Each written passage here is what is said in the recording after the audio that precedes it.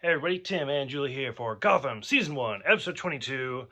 All happy families are alike, which comes from the phrase that I don't remember. It's like all happy families are alike, but unhappy families are unhappy in different ways, or something like that. Last episode of the season. We're done with the season. We're just about a quarter of the way through. Not quite, but just about a quarter of the way through. And like we've said, the last 2 or 3 episodes, finally everything kind of comes to the end. Sal Maroni is dead, which is surprising because Sal Maroni is a big character in the comics. Mm-hmm. Like, Sal's the one who's supposed to throw the acid that melts Harvey Dent's face. So I don't know if we'll even see that, but that should have been his character. Yeah, I spoke too soon. Fish returns. I don't think she's dead. I think she's gonna come back because I don't think we're that lucky. She's gonna come back.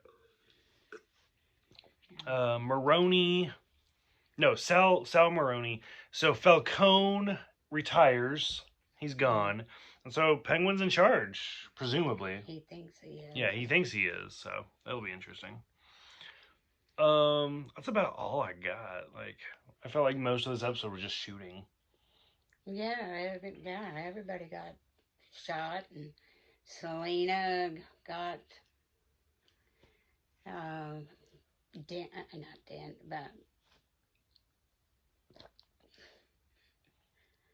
Gordon and all of them. I'm the one that's been drinking. She hasn't. I got them all and tied them up, and lo and behold, there's Fish. Yep. But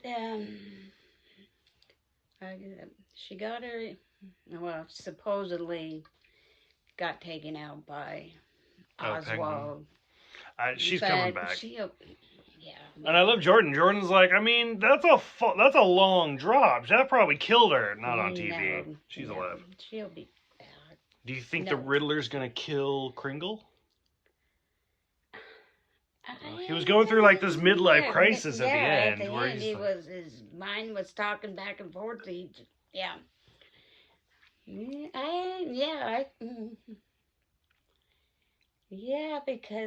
I don't know. He likes her or has a crush on her, but she might figure it out. Yeah, I don't see the two of them together. Yeah. Because she came in and with the letter that he wrote from the previous episode. She noticed his name. And she noticed, that it said Digma. Mm-hmm. And he said, "Oh, it does." And she asked weird. It's weird. Did you have anything to do with that? Or no? I don't know.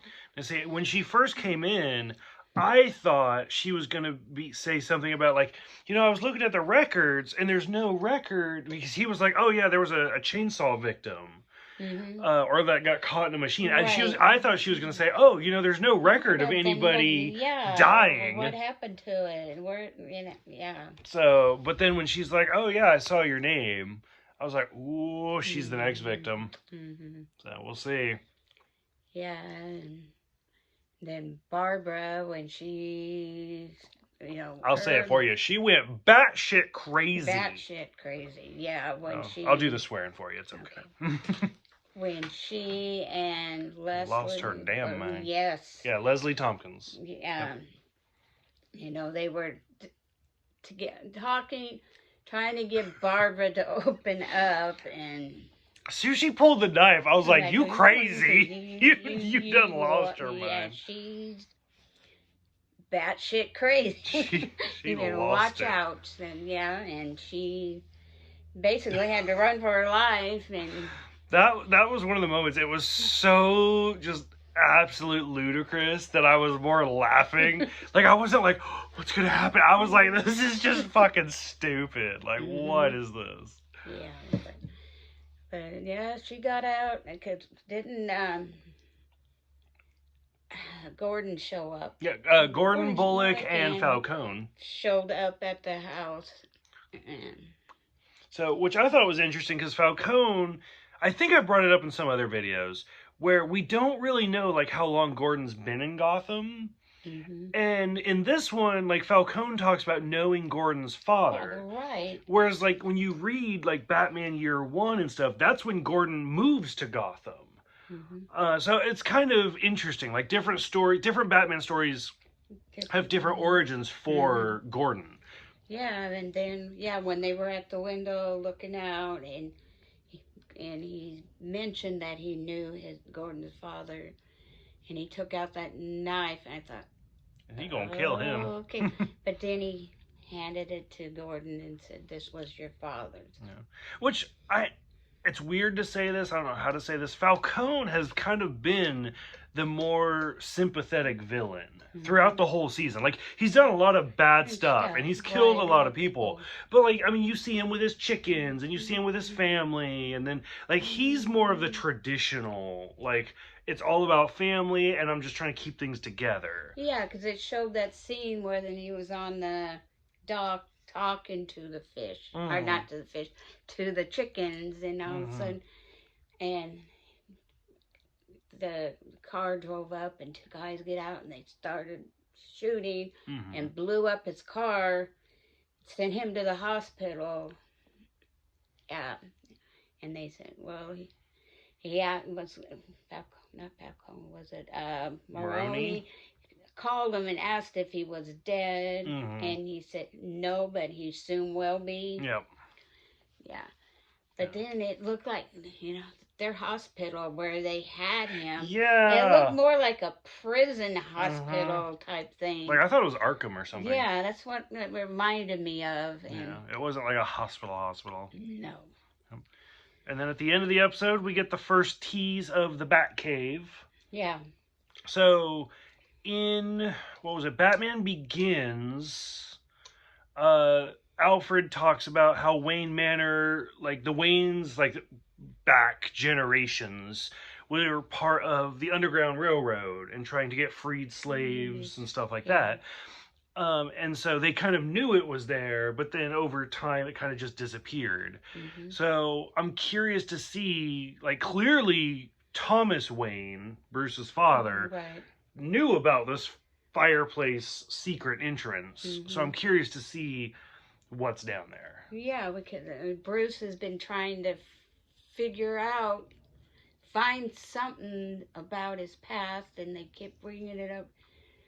How his dad, when his mom and dad were alive, and he was a younger child, that his dad would come into there and lock the door, and they couldn't bother him while he was working, but he was the last few episodes he's been trying to figure it out. Yeah, pulling all the books off the shelf. He pulled all the books off, and finally, was it Alfred said something like about him being stoic. Well, Lucius Fox planted the seed, saying that your father was stoic, and then Alfred brought up the Roman general Marcus that was stoic, and then he brought the book. Which, again, to bring it back to Batman Begins, in that one, to open the secret, you had to, like, hit certain keys on the piano, and that opened the gateway. Whereas in this one, he pushed the remote control, and music came on the stereo, and then it opened. So it's, again, kind of the music thing. Yeah. So we've seen the Adam West Batman, which had the bookshelf, which you push the button. Most notably, like in the comics and stuff, and the animated series, it's actually behind the grandfather clock. That's what I think of when I think of the Batcave. I think of the grandfather clock. And then I think in Batman Begins, it was the bookshelf also, and in this, so in Batman Begins, it's the bookshelf, and in this, it's a fireplace. Well, back in the Adam West, they raised the Shakespeare.